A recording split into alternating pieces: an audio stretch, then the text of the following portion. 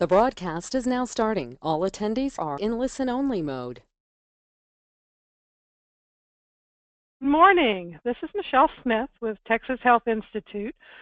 I'm the director for the Southern Obesity Summit, and I thank you for joining us this morning to hear a little bit about our history and an overview of what you can expect. Hopefully, this is not your typical conference where you attend sessions and listen and go back home with lots of good resources that you sometimes put on a shelf and don't take action with. Our intent is to engage you and get you involved, show you things that you may not be aware of, hopefully give you ideas, share experiences and policies, and then send you home ready to make change. So this morning we'll give you a little bit of overview of history. I know that we've got a lot of new people coming this year, and if we have any questions, you should have a question box on your right-hand side of your screen. Type in your questions, and we will answer those at the end of the conference. We are recording this, so I will send a link out to everyone who registered, and feel free to share that link with people that are attending that might not have been able to join us this morning. So this year, our overarching theme is making a collective impact. The Southern Obesity Summit is really striving to provide motivation to continue to keep the focus on obesity prevention. And we want to be able to help you develop the capacity to make change happen in your state, whether it's at the state level or the community level or in your schools, and whether it's from a policy perspective or a program perspective. And we want to help identify and share opportunities for funding, for emerging partnerships, all the things that you need to support your efforts. We all know obesity is it's not about being overweight as much as it is about the unhealthy consequences. It's a fact that sometimes it's a symptom of other chronic health issues, and it's devastating our children's futures. The South has the highest rates of obesity, and while we have put a lot of emphasis on that over the last 10 plus years, we still have a long way to go. We have seen progress. Some of our states are doing better than others, and that's why it's so important that we join together and share experiences so that we can continue to move forward. It's not an easy problem to fix. There is not a vaccine or no pill that you can take to make it better. It's about system change, culture change, so many levels. And of course, I could talk for a long time, but I think I'm preaching to the choir if you're on this webinar. So let's get started and talk a little bit about what you're going to find at the Southern Obesity Summit 2016. Just a little history. In 2006, Robert Wood Johnson Foundation had funded the Southern Rural Access Program, and Regina Benjamin, who was the Surgeon General, was the lead on that National Advisory Committee. From that, Texas Health Institute and the Arkansas Center for Health Improvement were able to partner at the end of that project to develop and conduct the first Southern Obesity Summit in Little Rock in 2007. Since then, it has become the largest regional obesity prevention event in the U.S., and we have hundreds of participants from 16 southern states. We did have 2 states that may not be specifically classified as southern states, but asked to be included, and so New Mexico and Missouri have both joined us in working on obesity prevention problems and issues. Just a little history of where we've been. We have been trying to go to different states. So we started in Arkansas, then we went to Birmingham, Austin, we did Atlanta in 2010. New Orleans was where we first identified Southern strategies and started trying to work more collectively. In 2012, we spent a lot of energy on getting youth to the table and worked on strategies around keeping youth engaged. We expanded our strategies while we were in Nashville, and then when we went to Kentucky, we started working from the perspective of creating a culture of health. And then Jackson, Mississippi, where we were last year, we had a great conference, and we focus quite a bit on policy. So this year we're turning our energies towards collective impact, which encompasses pretty much all of these topics that we've talked about over the last few years. As I mentioned, this is a working summit. You are expected to participate in strategy sessions, state team meetings. You will be working on action items. We'll give you a roadmap. We'll give you opportunities to do networking. We hope you'll be able to meet with and engage with other partners in your state or with other states who have similar or in similar organizations. Just to give you an idea, we have a large number. As we've developed over the years, our attendees have shifted, and we feel that we are getting a younger group. What we've heard from some of our people who've come over the years is that they have felt it was a very valuable experience, and so they're not coming, but they're sending coworkers and others in their state who they feel could benefit from the experience of the summit. We are a lot of public health, state government, foundations, nonprofits, academics, research schools. It's a broad variety of people that are all working around the issues of obesity. Over half of our people have been involved in obesity prevention in longer than 5 years. So we do have a wealth of experience and knowledge that attend. And I did a quick look this morning at some of the numbers, and this year it looks like we have over 50% who are attending their first summit. So we do have a lot of new people. If you've been before, I hope you'll help guide some of the new people as we're going forward. So why do we feel like SOS is such an important event? Obviously, we have the highest obesity rates.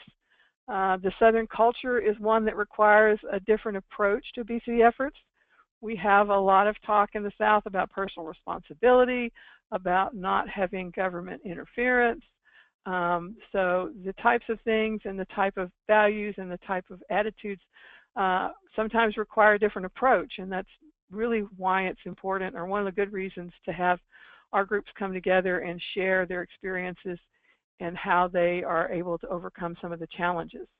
Local control is something that is a mantra in Texas, especially when it comes to schools. And then together, we're obviously going to be more effective than if we are individually working on a problem.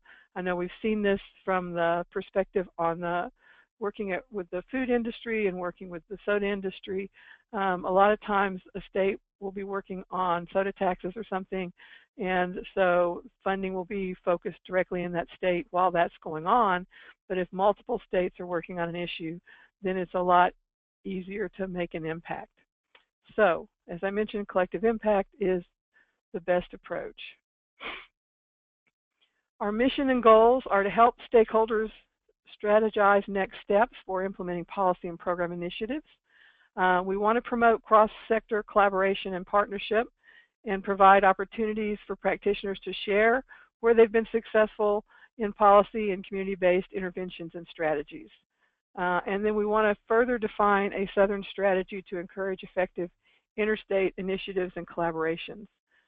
This is not just an event in our mind. This is a gathering of leadership who then we hope will continue to connect and make change happen.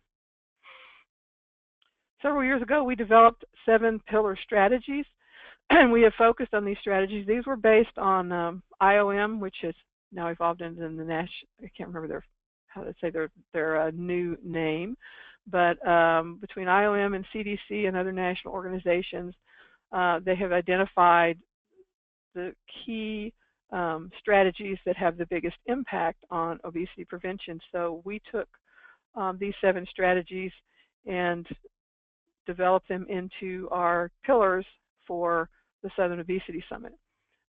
We have also developed relationships with many national partners along the way and have worked with them on how best to advance these strategies. During the summit, there are pillar work groups, and there will be 7 different work groups with key facilitators who have had experience in these areas, usually a national partner.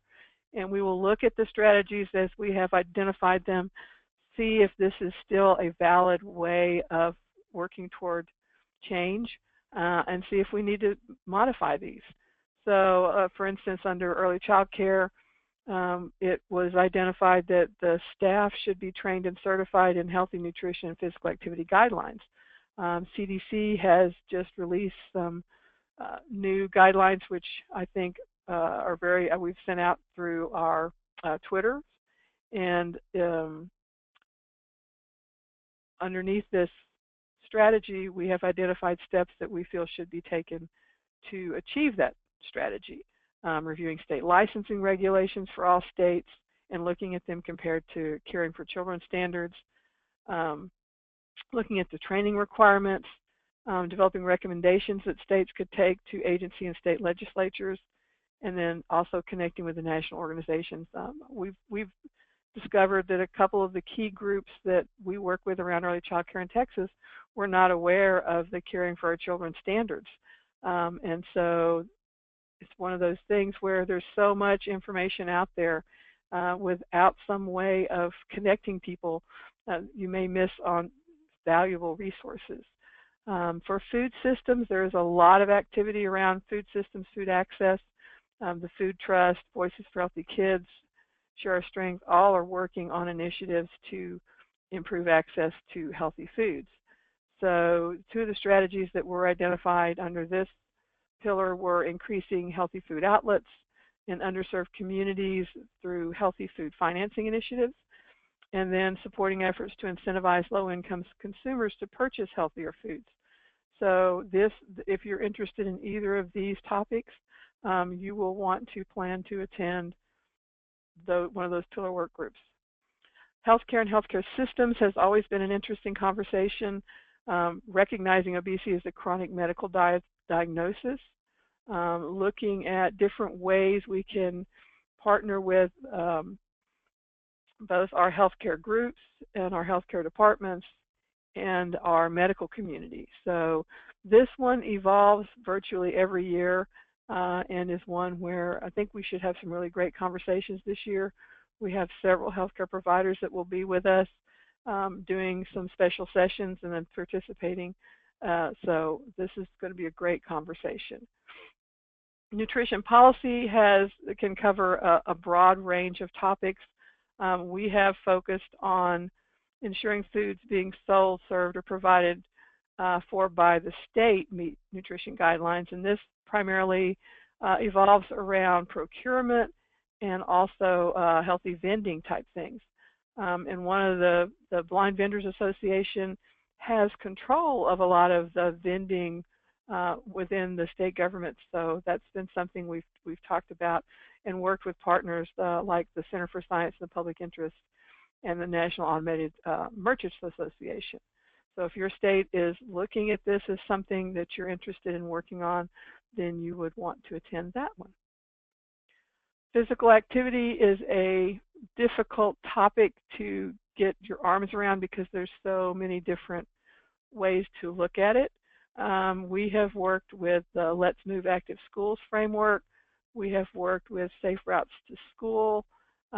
We had some really strong interest in doing a physical activity promotion across the states and creating some type of unifying icon. These were all great ideas, but our organization, Texas Health Institute, just didn't have the capacity to be able to move forward on something this specific. So were we to find funding, with some major organization, or possibly an organization might want to consider taking something like this on, or maybe it could be evolved into the Let's Move framework. But again, it's a great conversation to have. We've worked with America's Walk, National League of Cities, and the President's Council.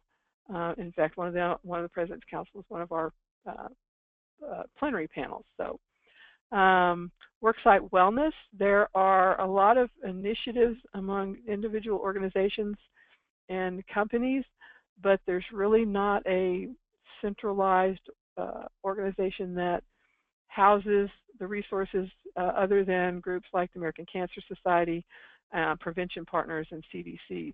So we talked about trying to develop a framework for states to be able to work with and get it a little more organized around worksite wellness. There's a lot of good company level work being done, but again, there's a need here for better collaboration and better sharing of resources.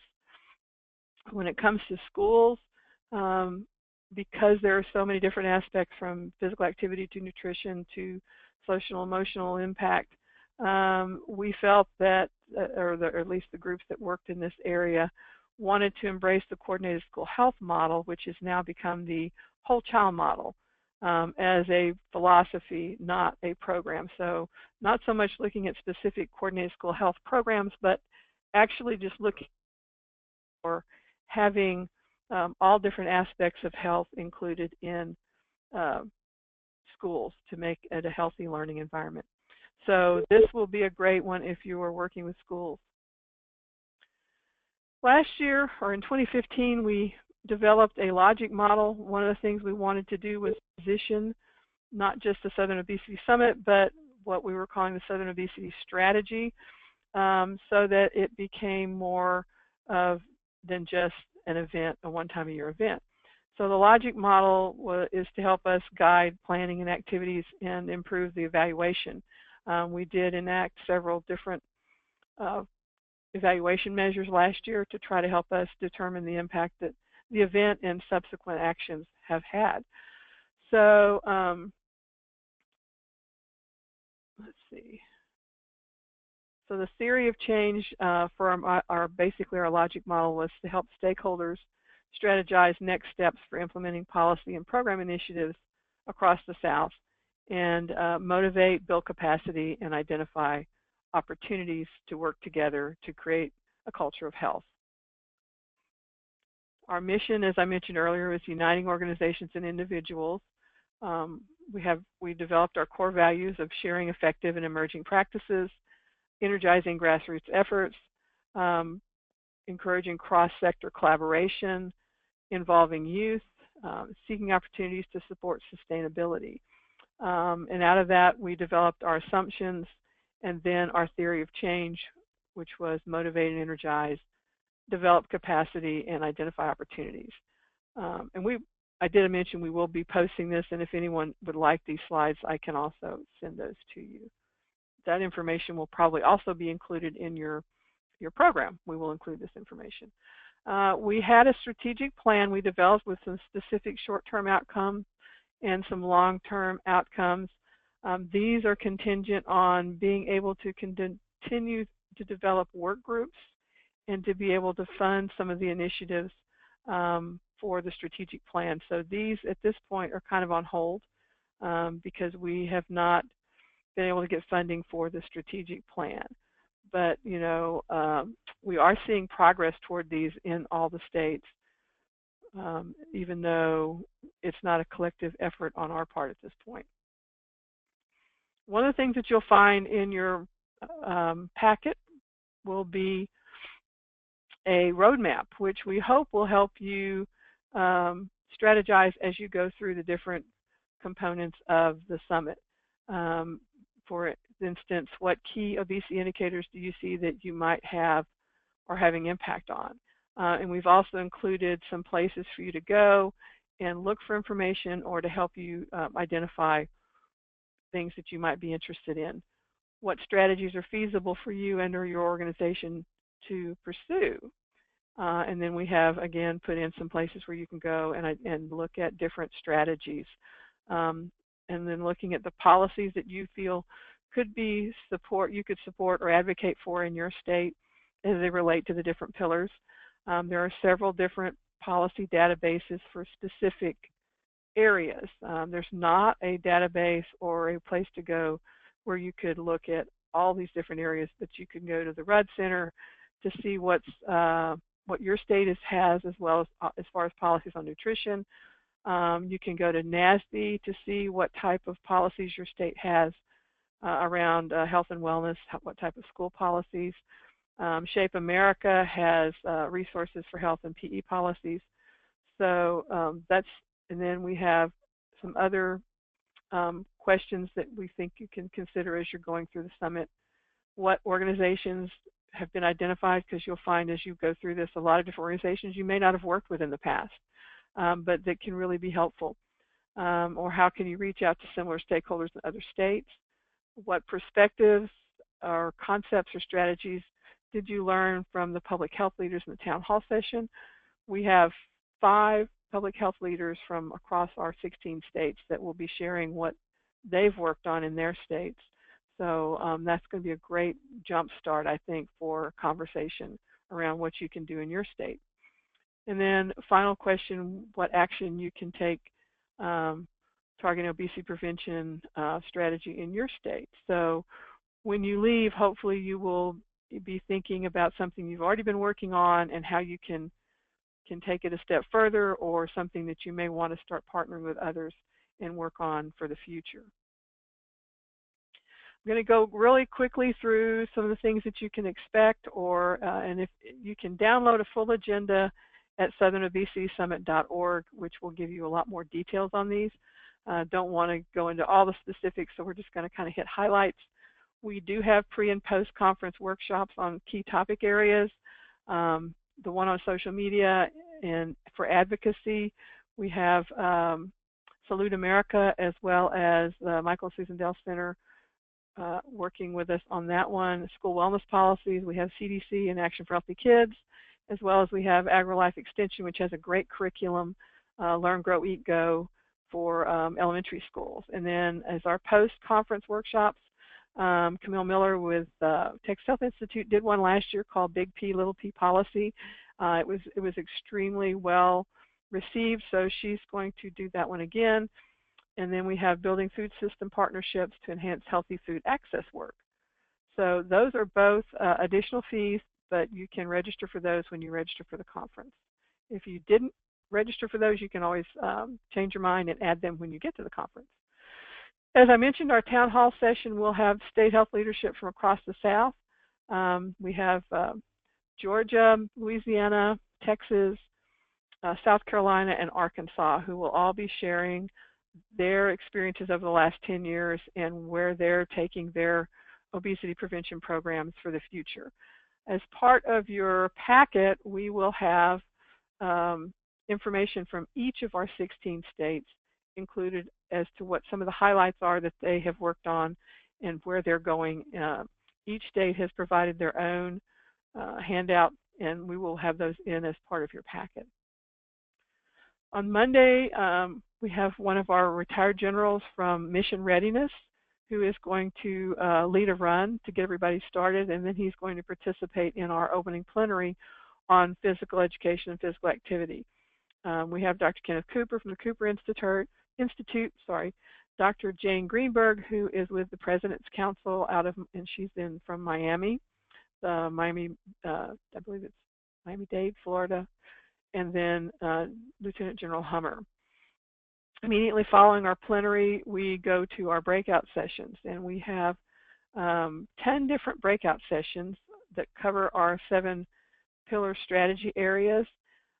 Each breakout session will have 3 presenters. Each presenter will be given 10 to 12 minutes to share the highlights of their program or their policy or their initiative. And then at the end of that 30 minutes, and each of these sessions is an hour and 15 minutes, we will have question and answer, or it can split into individual groups if the speakers prefer to talk individually, so that attendees can hear more and ask the questions they want. We ask that the speakers limit their presentations to no more than 9 slides, so that if you walk into a session and you're not enthralled with your first speaker, just wait a few minutes because you'll have 2 more. And this way you hopefully will gain something from hopefully all of your speakers, but if not all, then surely a few. There's a lot. I think we have double sessions on some of these topics. For instance, we may have 2 sessions on early childhood. So we have done something to hopefully allow you to get more information from the people that you don't get to see.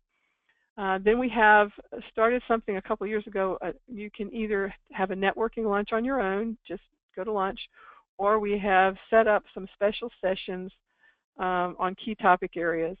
Richard Hamburg from Trust for America's Health, they just released their latest obesity prevention numbers, and he'll be there to share some information on what they discovered over the past year. We have early child care and a school system talking about their farm to school programs. We have Blue Cross Blue Shield talking about making sense of healthcare costs. Then we have Mobilizing Communities for Action, which is going to include the county health rankings. And then Voices is going to share policy approaches for physical education, physical activity. Then after lunch, we have our second set of breakout sessions, which will be the same structure. And you will have in your packet a more detailed explanation of each of the breakout sessions so that you can go through and decide which ones you plan to attend. And then after our breakout sessions, we have our pillar strategy work groups where you select which of the 7 key strategy areas you are most interested in, and you attend that meeting, and you will be learning from others across the South about what they've done, as well as our national facilitators will be sharing where they see things going or what they've experienced in the last year or so around the specific topic area. We have set up also state team meetings, so you can connect with your state. Each state will have a specific area designated to meet. Some states may not have a lot of people there, but you can check. You will be provided a list. I believe it is set up by state, so you can see who else is coming from your state. And then these are not facilitated meetings. We are going to suggest that the roadmap would be a good thing to use if you don't have a plan for your state team meeting. So you can reach out to us if you're interested in finding out exactly who's coming early, and then possibly having a phone call to talk about how you can work together and make sure you cover different sessions. But again, that's a great opportunity to get some things started within your state. I know Texas has an agenda plan for the state team meeting, and we're going to look at the priorities for the next session. Our next session starts in January. Our coalition, our state coalition, has started regionalizing, so we're going to have a lot going on there. If you don't have a lot of people from your state, and you don't feel that it's going to be beneficial to meet as a state, feel free to join another state's meeting. If you want to attend the Texas meeting and see what we have going on, feel free. But it's a good time to learn a lot about what's going on in the states. And then that evening, because each of our presenters has such a short time, and because we have so many topic areas, we will go ahead and make posters for each of our breakout presenters. We will take their 9 slides and put them together as a poster, and then we have this reception with our exhibitors and our breakout presenters. So if you you wanted to attend multiple sessions, you couldn't go to all of them, this will be your opportunity to come and talk to those presenters. They will be there to answer questions, or if you were in a session and you just had a burning question that you couldn't get to, this is your chance to go and talk to them. This has been a really successful part of the summit because it allows a little bit more time for people to talk, and it's a second chance for you to talk to some of these people. Tuesday is still an important day. I know a lot of people tend to try to leave like at the end of the first day or first thing the next morning. If you do, you'll really be missing some great sessions. We have 5 different working sessions that morning: employee wellness, communications with the Voices group, collective action approaches for community health, taking sugar out of the mix, and then a community engagement one. So there, again, you might want to download the agenda to get more details on all these different topics. And then our final session will be a funder panel. We have Laura Kettle-Kahn with CDC moderating, And then we have 3 different funders, the Elizabeth Love with the Houston Endowment, Lisa Medellin with the Healthcare Georgia Foundation, and Catherine Oliveros with Blue Cross Blue Shield, who will talk about how to have strong relationships with your funding partners and where they see things going as far as obesity prevention funding for the future. If you haven't registered yet, but you really want to come, you can go to the SouthernObesitySummit.org, or there is a direct link that will be as part of this webinar. There's lots of inexpensive flights into Houston, so that shouldn't be a problem. Our hotel is the JW Marriott Houston Galleria, and if you have any issues there, Stephanie Andreas with Texas Health Institute can help you out. As I mentioned, the state team calls. If your team wants to have a call, we would be happy to set up a conference line call. So just reach out to us if you think your team is interested in that. We are encouraging social media. We've done this for the last couple of years, and we put information in the packet around the Twitter and also Facebook. We don't get into all of the other areas, but the hashtags and the @Southern Obesity both will work, I'm sure, with the other social media applications as well. So we're going to encourage you to tweet while you're in the different sessions. I can tell you, I don't believe we will have Wi-Fi available, but hopefully you will be able to use your normal service to be able to tweet while you're in sessions. And then we'll give you some ideas of some different things that you can tweet. And we'll have a screen at registration which will share all the different tweets and different things that are going on. We may even have a contest. We're still discussing whether or not to have a contest around who did the most social media during the conference, but we'll let you know about that as at the conference in your packet of material.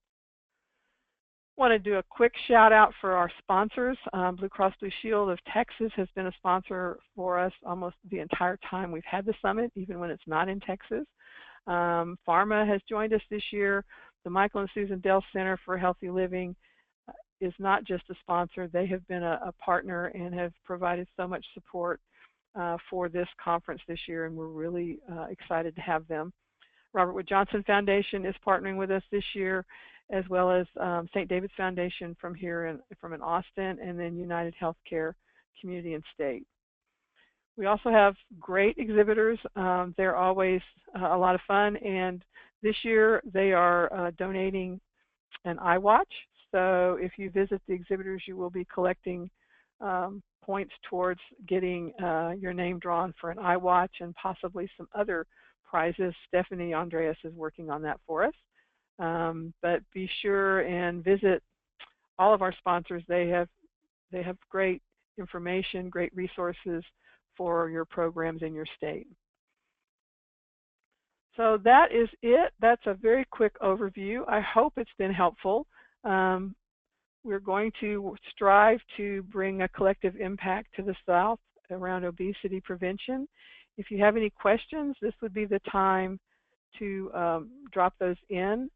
I do have one that is wanting to get a copy of the webinar and the slides, and we will send a link out to that.